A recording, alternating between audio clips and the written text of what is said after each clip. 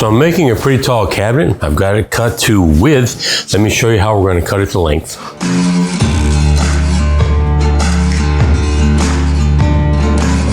So the first thing we're going to do in terms of cutting this board to length, I'm going to lock it down onto my workbench. It's a little too wide to cut through my crosscut sled on the table saw, so I'm going to do it with my track saw. So I'm going to lock it down to my bench so it won't move. This piece currently is 96 inches long, and I need to get it cut down to the point where it's only 88. So I'm going to come up here and mark this right at 88. Indicate which side you get cut off. We'll set that aside. And if you don't have a track saw, strap a board across there the same way we're going to do this, and then just get your skill saw out and cut her off with the skill saw. Right there we are at our 88 mark. And I like to make sure that we're cutting perfectly straight across, so I'm going to get my speed square out there and make sure we're right on the money. And the good thing about the track saw is the blade cuts right next to the track, so if I set my track right on that line, lock it in square, we're going to get a perfectly square cut across that board. And again, the track saw works really good for this, but ultimately if you don't have that, a good circular saw would do the job. The biggest thing is to make sure your calculations are right in terms of the distance from the side of your fence on your saw to where the cut line is. And with this setup, it's pretty much automatic because the track saw itself rides right in this groove.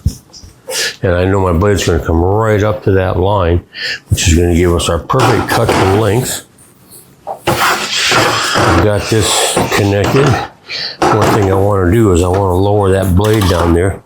I don't need to go that far past my piece of wood, so that's enough to get through it. Nice and even, nice and straight.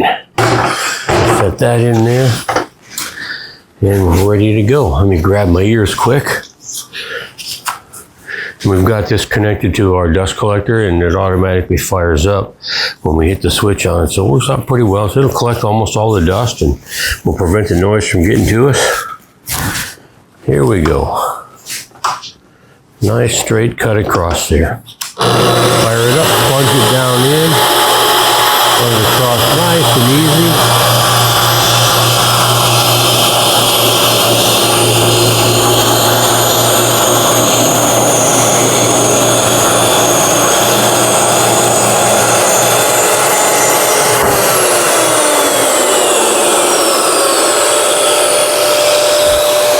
And that's what happens when you don't set your saw quite deep enough.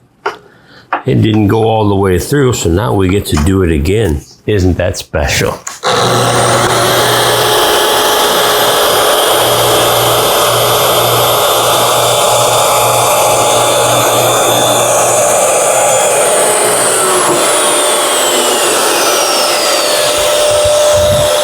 And one thing I'll caution you here on is when this board is attached, don't be in there grabbing it. Wait until your saw is almost completely through it to make sure that this hand that's going to grab that offcut is well away from where that blade is. I've seen guys on multiple occasions try to get in there and grab that board and hold it, and they encounter that blade. Very negative thing to do. So oftentimes I'll just let this drop, or I'll grab it on the very end just before it drops, but stay away from that blade. And also that gives us our cut to the length of our board. The quickest, easiest way to do that, I know we're straight across the board.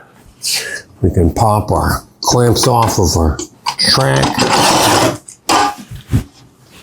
set that over here, and right there we've got our perfect cut across there. Nice and clean, and now our board is to the length that it needs to be. That's going to match the face frame that I've already got set up for this. Boy, nice and square. Everything's ready to go. Next thing I'm going to do is I'm going to show you how to run a dado across here, because in our face frame we've got dados all the way around it, and we're going to dado in the shelf for the very top and for the very bottom. So stay tuned. We'll take a look at how to run a dado across this very same board.